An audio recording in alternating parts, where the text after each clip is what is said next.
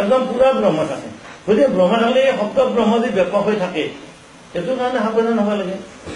যে এই তন্ত্ৰত যে তন্ত্ৰ মানে তার, আর তার মানে যোগাযোগ কেন্দ্র, তারও অর্থ যোগাযোগ করে, তার দিলে যে আমেরিকার জ্ঞান উদ্যান জ্ঞানে নাথাকে।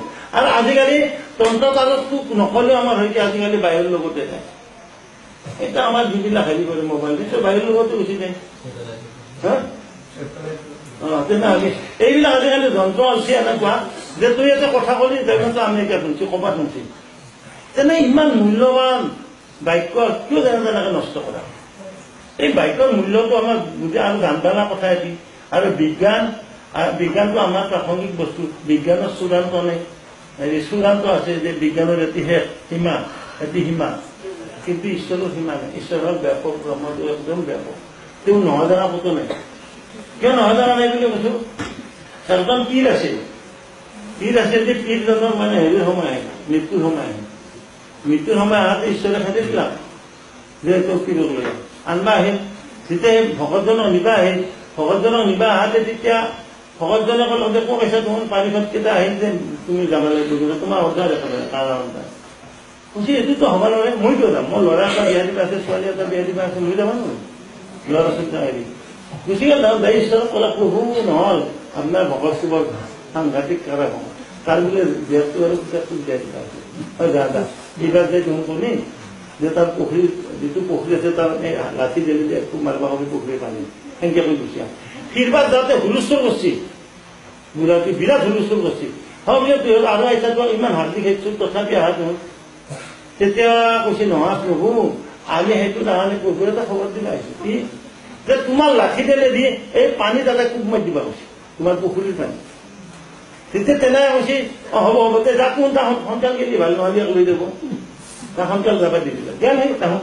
তেওঁলোক প্ৰভু কৈ আছো ই ভাবলা কি ভকতজনে যে এটা কাম কৰো যদি প্ৰভুৰে নিৰ্দেশ এটা কোবে মানুহবিলাকে কোব মাৰি দিলা, কোব মাৰি দিয়াৰ লগে লগে এটা মাটিৰ ভিতা অলপ মস্ত, মাটিৰ ভিতৰত মাটিৰ ভিতা এই ইমান অপাৰ পানী ক'ত এটা মাটিৰ ভিতাটো ভাঙি দিম ৰ, মাটিৰ ভিতাটো ভাঙি দিলাম। ভাঙি দিয়াৰ পাছতে শিল অলপ, শিলটো দাঙিলে ধৰি মাত্ৰ আমি তলত থলাক থৈ মাত্ৰ কৰোঁতে এতিয়া শিল ইমান পানীৰ তলত মানুহ ভৰ্তি হৈ গ'ল। তাৰপিছত কি কৰিলা শিলটোত কোব মাতে দুইফালে মাতে শিলৰ মাজত এটা ফুল এজোপা, তাতে এটা ভমৰাই মুখ হৈ আছে জানছা। এই অবিশ্বাসৰ কথা নাই, সত্য কথা।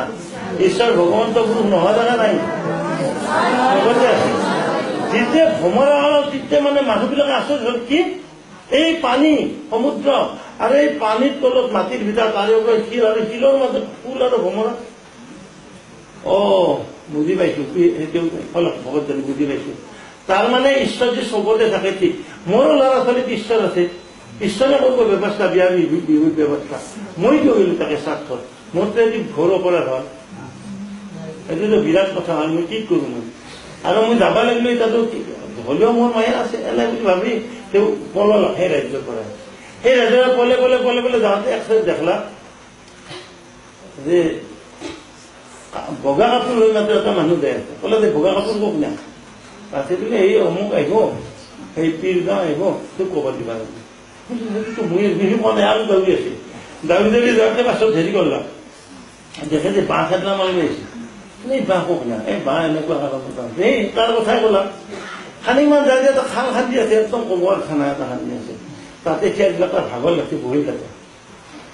মানুহবিলাক আহি আহাতে তেতিয়া সুধিলাক মানুহবিলাকক যে এতিয়া কি কৰিবা? বোলে অমুক পীৰক এটি মানে হেৰি দিম, কবৰ দিম, তেওঁ আহি আছে। সেনেকে কওঁতে তেওঁ মৰিল, তাতে মৰিল। মৰাতে তাতে কবৰ দিলা। সেইকাৰণে আমাৰ এটা সৰু কথাত কয় যে নৃত্যটো ভাবে বাতে কৈ মিলাই মৰণ সদায় চিন্তি হৰিৰ হে ৰাম ঘাটে বাটে কৈত মিলাই মৰণ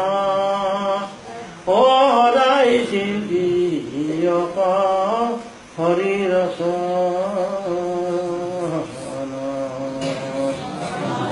এতিয়া হাততে মৰে না বাছতে মৰে না প্লেনতে মৰে না গাড়ীতে মৰে না ঘৰৰ ভিতৰতে গাঁঠি খাই মৰে না ভাত খাই খানাতে মৰে কোনো নহয় ঈশ্বৰৰ ইমান লীলা ঈশ্বৰৰ ইমান খেলা নিজে ভিতৰত থাকি এই বিল্ডিংটোৰ ওপৰত খেলা কৰি আছে এনেকে তেনে 7 তলা বিল্ডিং আমাৰ ইয়াতে 7 তলাই বিল্ডিং 14 তলা এইটো আমাৰ এই ঘৰৰ এই দেহাৰ বিল্ডিংটো 14 তলা আছে এই 14 তলাতে যোনটো তলাত সেই তলাতে আছে এটা কোনো ফাঁকি দিব নোৱাৰা কোনো বুদ্ধি কৰিব নোৱাৰা একো কৰিব নোৱাৰা মনে মনে ভাবছা আয়ো নাই যে লোনো খোজকে ললে আমি যাব পাৰিম তো পাৰে কিন্তু 14 তলা 14টাই আছে গতিকে চবতে ব্যাপক ব্ৰহ্ম থাকে আৰু হৃদয়ত আছে পূৰ্ণানন্দত আছে ভৰি গতিকে কাই কথা থাকিব পাৰে ভাল পালে সেইকাৰণে আমাৰ এটা কামটোত কৈ যে চৰণে জানে মৰণত ঠাই জৰে মৰণ পকেলা যে ভৰি দুখাইহে জানে মৰণত ঠাই তৎক্ষণাত মনটো বেয়া মনটো তাৰপিছত বাজি দেখি দেউলী গাল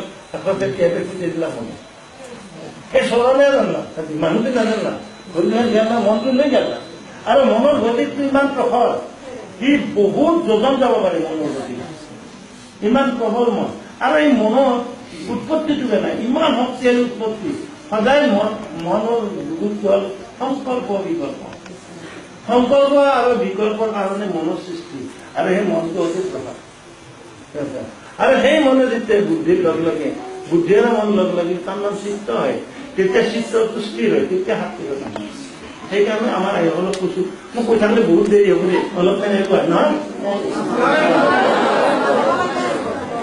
মই নহয় বুলি আহিছো আচলতে মই ভাবিছো কথা মই অলপ কৈ আৰু নহ'ব আৰু এইবিলাকো শুনি আছা আগতে নহ'ব জানো গতিকে এই মনত